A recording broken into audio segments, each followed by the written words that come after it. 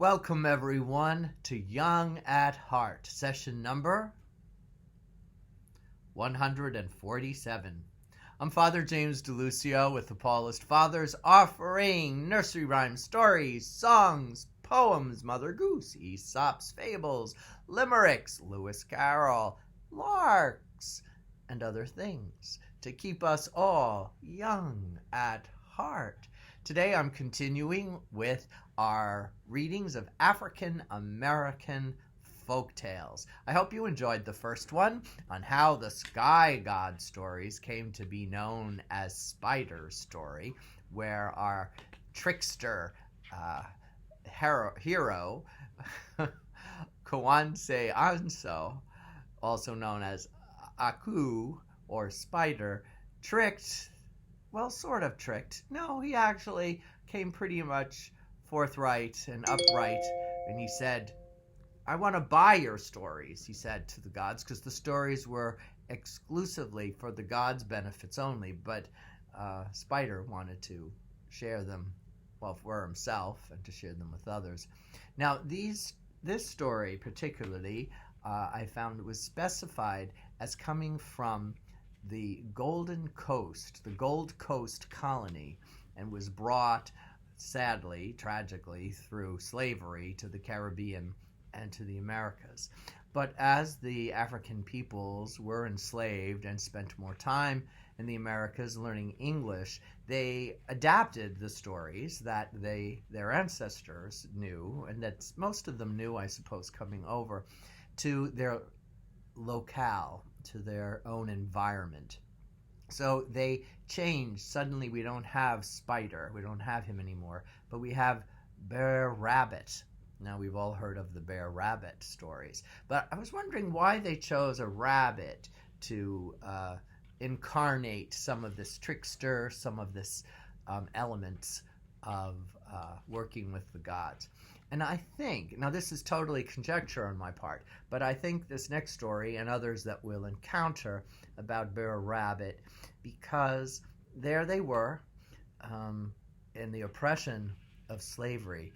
And I suppose many were working in gardens, vegetable gardens and things, in addition to the harder labor of the cotton fields and all. But the rabbit must have been very much admired because he could sneak in to the gardens and he could nibble and get what he wants, and then he found good ways of escaping.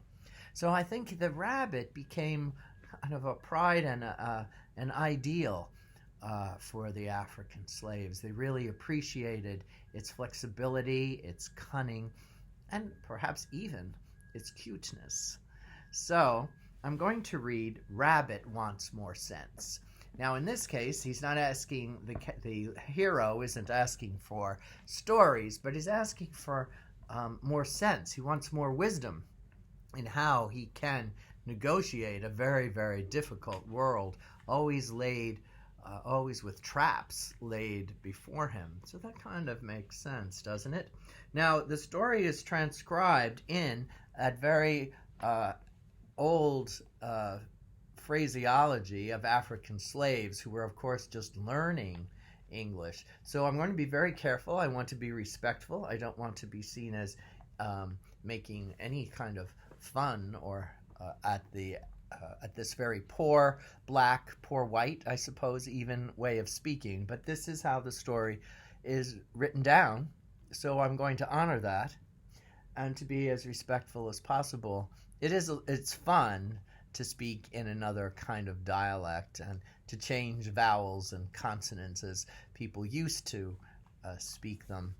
And again, what was both a terrible time in American history, but also still with evidence of an oppressed people who are evidencing a sense of hope and positive aspects of the world, however difficult it was for them at the time.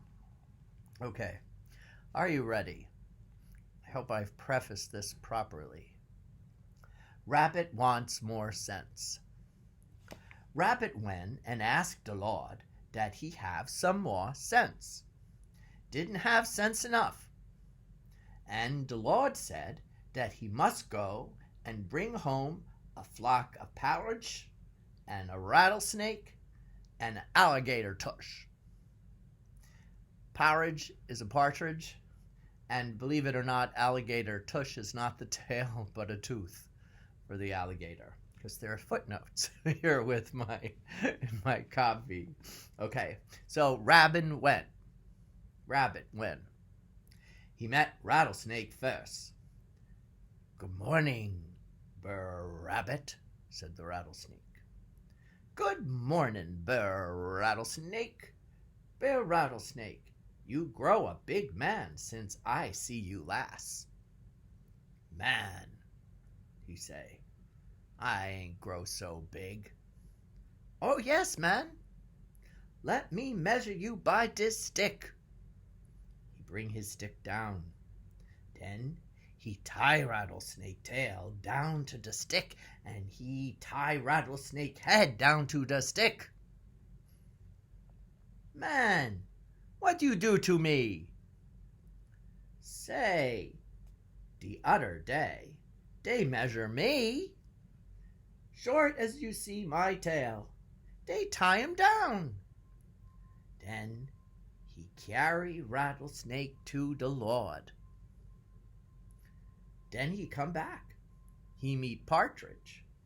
"Good morning, Partridge." "Good morning, Rabbit."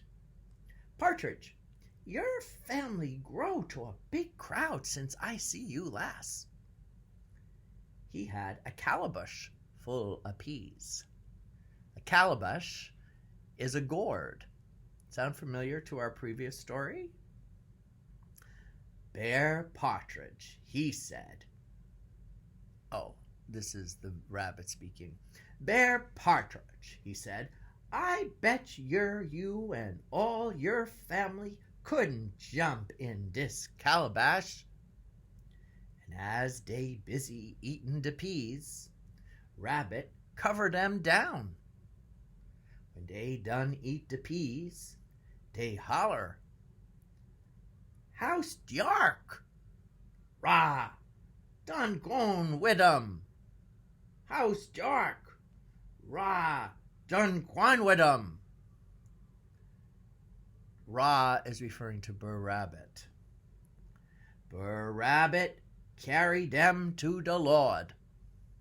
Then he come back. They going now to get Bear Alligator Tush. Gone to the riverside with all the fiddlemen to play. Sing, "News come from Santee, peas ripe already." When they ask him how he knows peas ripe at Santee, he say, "'Cause he made a mess of peas." Then Alligator holler to him, "Any harm for come show?" Come show, my footnote says, means come ashore. "No, sir. No harm for come show." Then they dance. And after they come show, move